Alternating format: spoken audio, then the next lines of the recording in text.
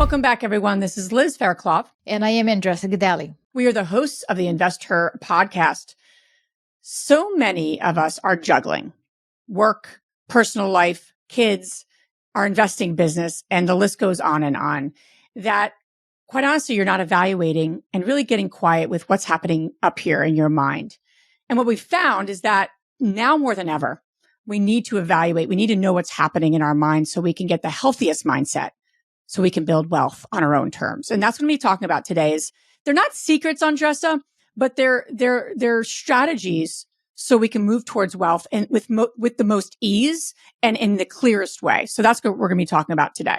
That's great, because I think that a lot of people think that the wealthy mindset is only for the wealth, meaning you're already born into it. There's some truth to it, to be honest. If you're born into a family of serial entrepreneurs that's coming from generations, absolutely, that's just osmosis, right? But that doesn't mean that you cannot learn it, those same habits, and create your own cycle. We're not breaking a cycle, we are creating our new cycle. So let's break that down, Liz. What's the first thing? Yeah, so the first one, and it's not going to be like, again, common sense is not common practice. Do you have an abundance or a lack mentality? Now, Andressa, if I said to you, do you have an abundance or a lack mentality, what would you say to that?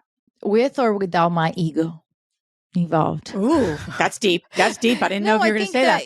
It's not like what I think. It's like the life that I'm living is an abundant life. If I look at all my to-do lists and my schedule and everything that I have on my plate, one person can look at this and say, this is like freaking overwhelming.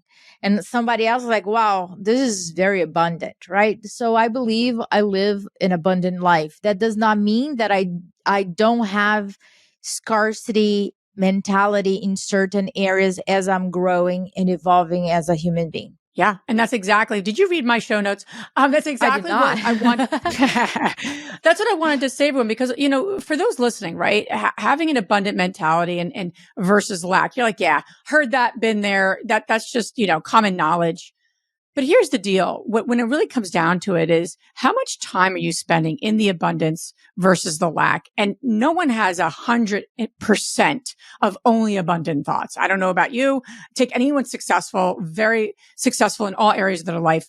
They wouldn't say they even do that as well. So what I want to really encourage you to do for this abundance versus lack is, what time are you, not time, but just the space that you have. How much space are you living from an abundant mentality and how much of it is lack? And how do you shift that equation? So if it's 60-40 or 70-30, how do you increase the percent of abundance?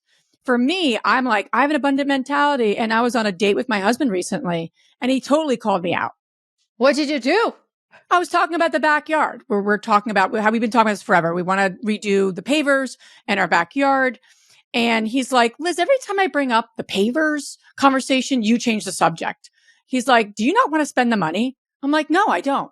I don't think it's appropriate. I think I'd rather keep that in savings. We need to see other money coming in to feel like the money's fluid. He's like, you're kind of being a little bit of lack here. There's a little lack coming up for me, and he really called me out, and I explored that a little bit. I'm like, I'm coming at it from a lack perspective. You're right. Being a little stingy with my money versus fluid and flow, right? Because abundance is all about the flow. So I increased my awareness in that moment. And I bet you, for those listening, there are moments for you that you're coming from a lack perspective. And catch yourself, be honest with yourself, and move through it. So that would be my advice there. I think that's the key. It's not to avoid those thoughts, right? It's just being aware of them and getting the hell out of them as soon as possible. I don't think that can be done if one person is really in silo, really used truth, right? to figure it out. Yeah. And we're masters, right? Women are masters on figuring that out. And then that same lack is what's holding us back, right? So if I say I don't have an abundant access to capital or access to time, right? That is the reason why I am not doing X, Y, and Z. Well, that is the mentality that is holding you back from getting more access to capital and more time in your life, opening up areas. It's exactly that. So I think it starts with doing the work, acknowledging it, putting the freaking ego aside and dealing with it, and really surrounding yourself with other women that are like, what's going on here? Right? Come to the flow. And then it's really impossible to stand and stay in that type of mentality when your circle is an abundant circle. True. And they help you see things that you can't see in that moment, just like my husband did in that moment, right? I was on my own little lack world, and he's like, hold on, I gotta tell you, and he said it with kindness and directness, and got me back in alignment. So here's the other secret, Andressa, is, and this is a big one, especially for me, embracing imperfection. And, Brene Brown, if you're not familiar, for those listening, if you have not followed or even know who Brene Brown is, what are you doing? What the hell you like? Come on. I know. She will be, Brene, if you're listening, or if anyone knows Brene listening, she will be on our podcast. I don't know when, but she will be. No, she will be on at InvesTHER. We're going to be sitting at speakers dinner. We said that about Kim Kiyosaki. We said that about Kim Kiyosaki. Remember, I think we had like a few episodes in. We're like, yeah, we want to interview Kim Kiyosaki. We like harass her. Here we go, right? She already been on our podcast twice, been on InvesTHER. So Brene, honey, you're next. So the imperfection, why I brought her up, The Gifts of Imperfection, it's the book that she wrote. And I think this is a big one, Andressa, when it comes to wealth building and the journey. Because listen, we're going to make so many mistakes. I mean, there's not a day that I don't know if I even don't make a mistake.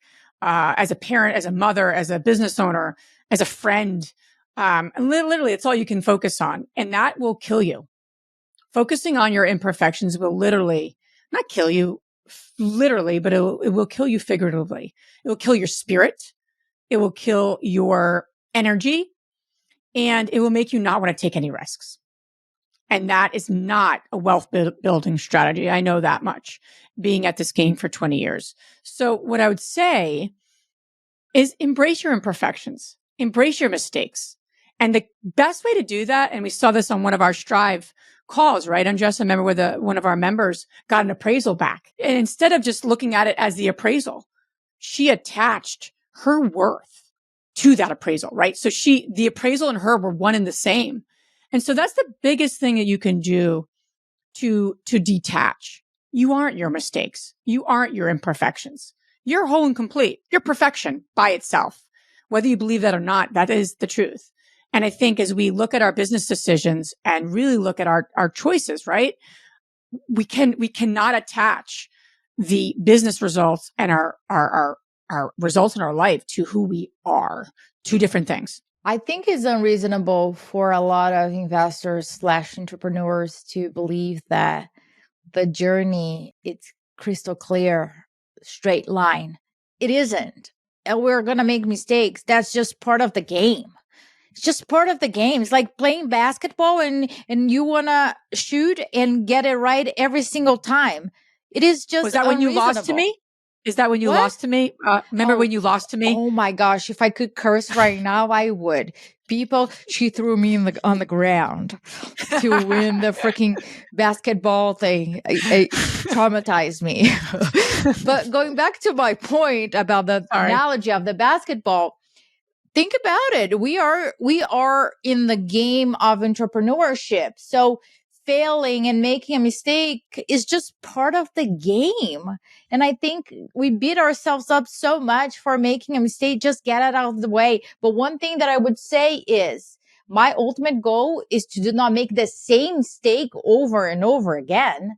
Instead, I'll make new mistakes. I'm fine with that. I am not fine with continuing making the same mistake over and over again. And for those of you that are listening, say, how do you do that?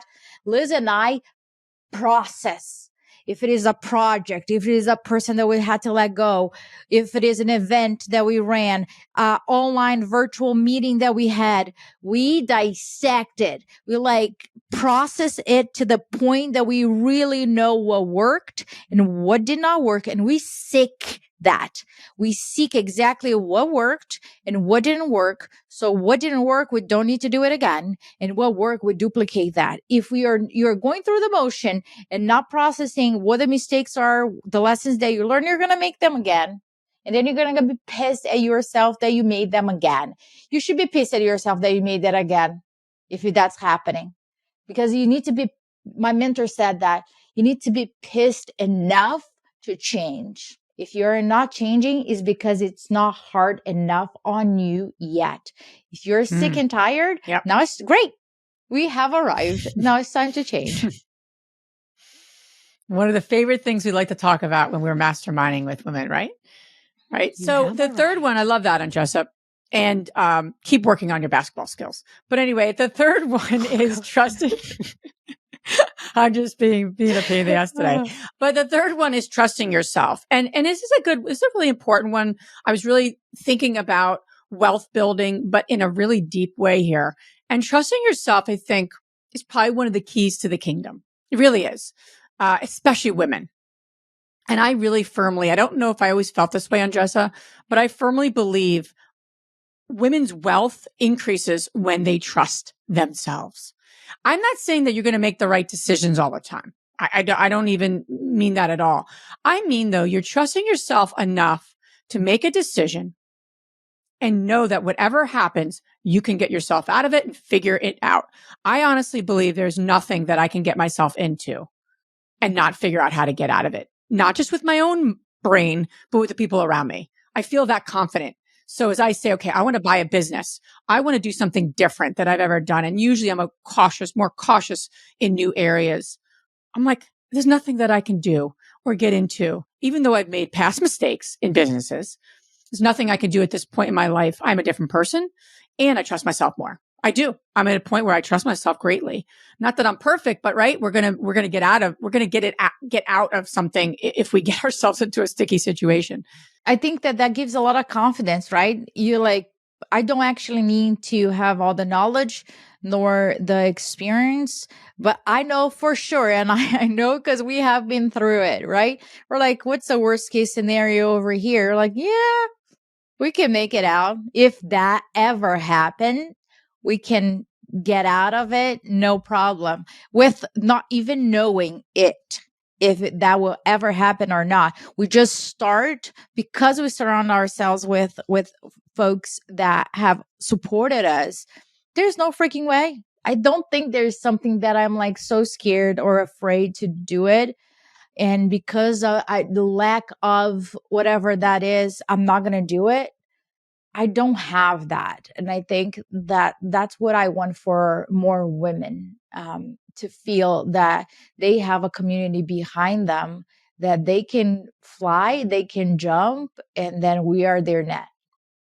I love that. And trusting yourself begins with looking at where you have trusted yourself in the past and really being aware of that and being, I did trust myself at that point. And the success just becomes more of the same if we look at the past and we actually look at where we have trusted ourselves. So think about those moments that you have trusted yourself, whether it worked out or didn't, but it's a muscle, and start looking for other opportunities to trust yourself. So the three again are abundance versus lack, not just in general, but moments, right? Be mindful and increase those abundant moments. 2 is really embrace imperfection. Laugh at it. Move on. It's not you. It's not your ultimate who you are. It's just a mistake. And the third one is trust yourself. And the greatest way to trust yourself is to get involved in our community. Go to our Facebook community. Share what's coming up for you. Share, hey, I want to buy this property, or I want to do this wealth building strategy. And here's a limiting belief that I have. Help me through this. People will jump in and support you. And it's the coolest part, Andressa, is people don't even know you and they want to help you. And that's what we have committed to with our community. Because somebody helped them before, and that cycle continues. And that's the beauty of it. You don't need to feel bad that people are helping you. All you need to know is that you are committed to do that to another woman that is coming behind you. That's what we request. Yes. So thanks again for listening. And with everything that we do, anything we're involved in, take something from this episode, take one action and keep moving the needle forward on your wealth building strategies. Thanks so much for listening.